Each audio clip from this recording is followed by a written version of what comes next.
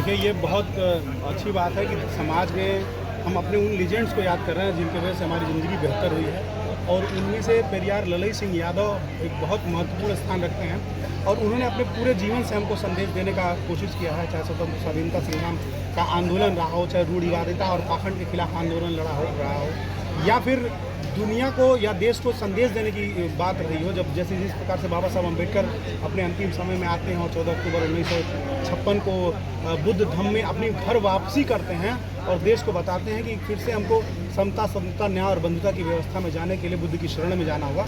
ठीक उसी प्रकार पेरियार ललई सिंह अपने पूरे जीवन के संघर्ष को हमारे सामने रखते हुए अंतिम में हमको संदेश देते हैं और अंतिम में वो बुद्ध धम्म ग्रहण करते हुए अपने नाम के आगे से यादव जाति का जो सरनेम है उसको हटाते हैं और संदेश देते हैं कि हमको जातिवाद को ख़त्म करना है, हमको पाखंड को ख़त्म करना है और हमको अपने मूल धर्म में वापस यानी बुद्धिज़्म में वापस लौटना होगा। तो इस तरह का जो आदर्श हमारे सामने पेरियार ललई सिंह प्रस्तुत करते हैं वो एक मतलब कह लीजिए कि एक महानतम बात है और उसको अगर गांव में इस तरह से पेरियार ललई सिंह यादव की जयंती मनाई जा रही है तो निश्चित तौर पर उनकी स्वीकार्यता बढ़ रही है। युवा, बुजुर्ग, महिलाएं सब देखिए यहाँ पर इकट्ठे हैं और सब लोग उनकी जयंती में शामिल हैं, शरीक हैं। रात हो रही है लेकिन फिर भी टस से मस नहीं है, बूंदाबांदी हो रही है लेकिन फिर भी लोग घर नहीं जा रहे हैं और यहाँ पर उनकी जयंती मनाने के लिए इकट्ठा हुए हैं, जो बहुत अच्छी बात है। और मैं पूरे देश से अपील करना चाहूँगा कि पेरियार ललई सिंह यादव के जीवन संघर्ष को पढ़िए, समझिए, जानिए और उनका जो संघर्ष था वो हमारे समाज को किस तरह से बेहतर बनाया है इसके लिए हमको मिल करके प्रयास करना चाहिए।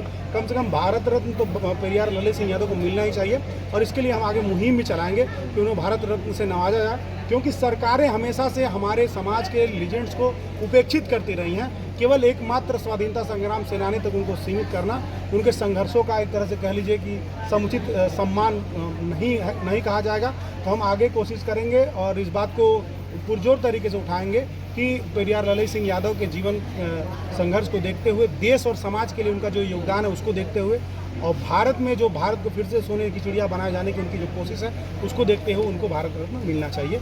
इस संदेश के साथ हम जो है पेरियार ललई सिंह की जयंती आज मना रहे हैं। क्या नाम पड़ेगा? मेरा नाम धीरेन्द्र प्रताप है, मैं अध्यक्षों पूर्वांचल से। प्रकाश जी, ये बुद्धिज्म का जो बीड़ा आपने उठाया इसकी प्रेरणा कहाँ से आपको मिली? बुद्धिज्म को मानने समझने की प्रेरणा सबसे पहले तो गोरखपुर विश्वविद्यालय का इसमें बहुत बड़ा मैं श्रेय देना चाहूँगा कि अगर मैं गोरखपुर विश्वविद्यालय में नहीं पहुँचा होता तो अपनी इस वास्तविक इतिहास से रूबरू नहीं हो पाया होता।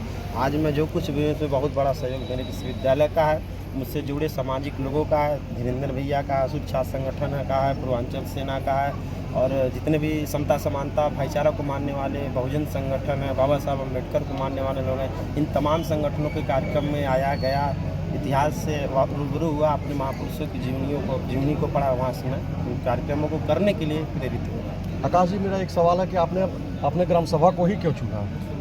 देखिए, ये मेरा पहला कार्यक्रम नहीं है। अगर आप हम लोगों के कार्यक्रम को कवर करेंगे तो पता चलेगा कि हम लोग इस तरह के कार्यक्रम अपने गांव से लेकर के तमाम जगहों पे कराते रहे हैं। देखिए, और सबसे बड़ा चीज़ ये कार्यक्रम करने का, अपने गांव को मैंने चुनने का सबसे बड़ा रीज़न यही है कि देखिए, पहली बात तो कोई भी आपका कार्यक्रम तभी सफल हो पाएगा जब तक वहाँ के लोकल लोगों का सपोर्ट नहीं मिलेगा। हम पहले अपने गांव में इस तरह के कार्यक्रम का लोगों को इससे जोड़ेंगे, संख्या बढ़ाएंगे, उसके बाद हम इसी संख्या में दूसरे गांव क्षेत्र में जाकर के भी इस तरह के कार्यक्रम करके सामाजिक जागरूकता फैलाने की काम करेंगे। ठीक है, क्या नाम पड़ेगा? आकाश पासवान।